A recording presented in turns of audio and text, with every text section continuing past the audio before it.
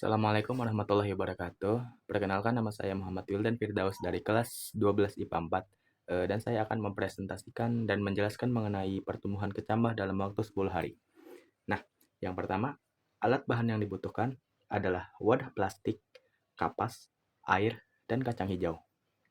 Nah, cara kerjanya ada beberapa langkah. Yang pertama, rendam kacang hijau di dalam air dalam waktu semalaman. Yang kedua, kemudian siapkan wadah dan letakkan kapas pada dasar wadah. Dan yang ketiga, teteskan air pada kapas tersebut, lalu masukkan kacang hijau.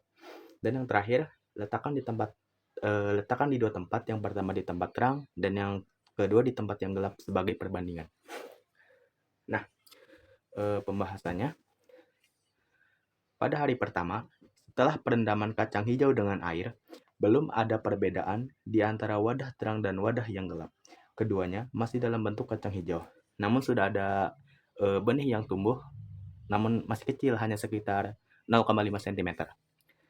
Di hari kedua, sudah mulai terlihat sedikit perbedaan, di mana wadah yang berada di tempat terang memiliki batang yang sedikit tumbuh dan berwarna hijau, sedangkan pada wadah gelap memiliki batang yang berwarna kekuningan dan tumbuh relatif lebih lambat dari wadah terang.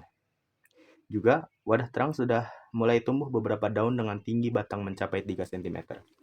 Sedangkan pada kecambah yang berada di wadah gelap belum memiliki daun dan hanya dalam bentuk kecambah. Pada hari ketiga, kecambah pada wadah terang sudah tumbuh jauh lebih tinggi dan memiliki daun yang tumbuh lebih banyak dari sebelumnya. Wadah terang memiliki tinggi batang sekitar 4 cm dan memiliki daun berjumlah 20 daun.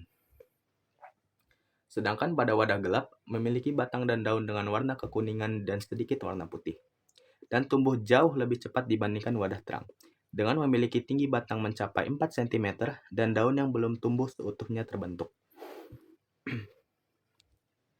Nah, pada hari keempat, pada wadah terbuka telah tumbuh lebih tinggi dan memiliki daun yang lebih banyak dan sudah mulai mekar.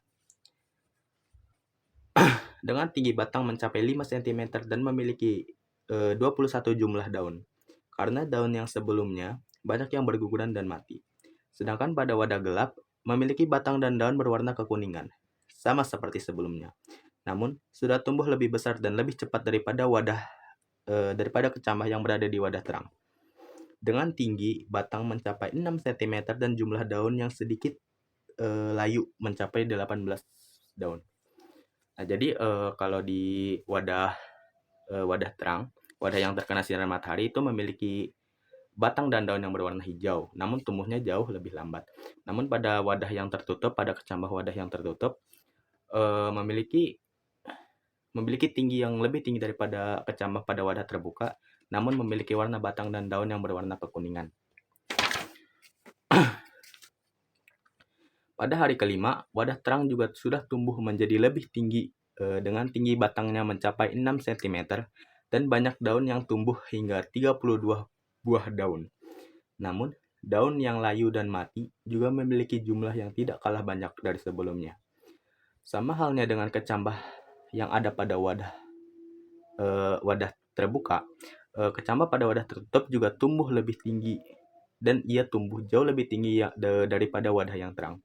Ia memiliki batang dengan tinggi mencapai 7 cm dan jumlah daun yang lebih sedikit dari kecambah pada wadah terang, yakni hanya 28 daun. Jadi pada pertumbuhan wadah tertutup ini pertumbuhannya lebih cepat daripada wadah terbuka. Dia tumbuh lebih tinggi, namun jumlah daun yang tumbuh itu jauh lebih sedikit. Nah, pada hari keenam, kecambah pada wadah terang telah tumbuh dedaunan yang lebat, namun tingginya hanya bertambah sedikit dengan tinggi batang mencapai 6 cm dan banyak daun berukuran besar berjumlah 35 daun. Jumlah 35 daun ini hanya kira-kira saja karena banyak daun lain yang mati dan layu pada hari sebelumnya. Sedangkan kecambah pada wadah tertutup mulai sedikit membusuk, banyak daun yang mati, serta batang yang mulai layu. Jadi karena pertumbuhan yang relatif lebih cepat dari wadah yang tertutup ini, ia juga lebih cepat layu dan lebih cepat mati dibandingkan wadah yang terkena sinar matahari. Nah, pada hari ketujuh atau sekitar seminggu kemudian,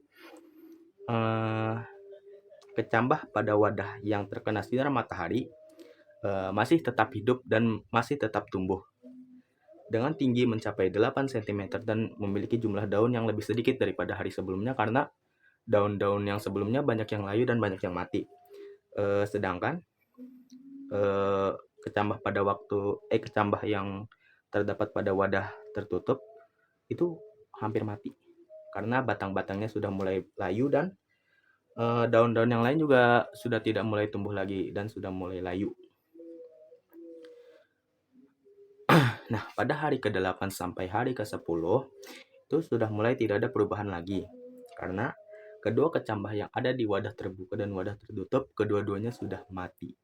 Jadi kedua-duanya itu sudah layu, batangnya sudah mulai menguning dan sudah mulai layu dan daun-daunnya sudah mulai mati, sudah mulai berguguran dan tidak bisa menumbuhkan daun lagi.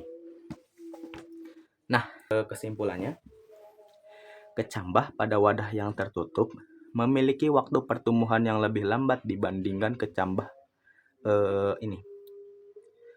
kecambah pada wadah yang tertutup memiliki waktu pertumbuhan yang relatif lebih cepat dibandingkan kecambah pada wadah yang terang. Namun jumlah daun yang dimiliki wadah yang terbuka, wadah yang terkena sinar matahari, itu jumlah daunnya jauh lebih banyak dibandingkan jumlah daun yang ada pada wadah tertutup. Hal ini karena dipengaruhi sinar matahari yang membuat daun-daun itu tumbuh pada wadah terbuka.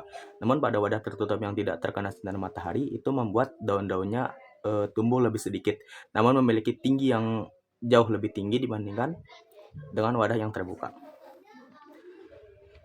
Nah, kecambah pada wadah yang tertutup juga karena dia memiliki pertumbuhan yang lebih cepat, dia juga akan mati, dia akan cepat layu juga dibandingkan wadah yang terbuka.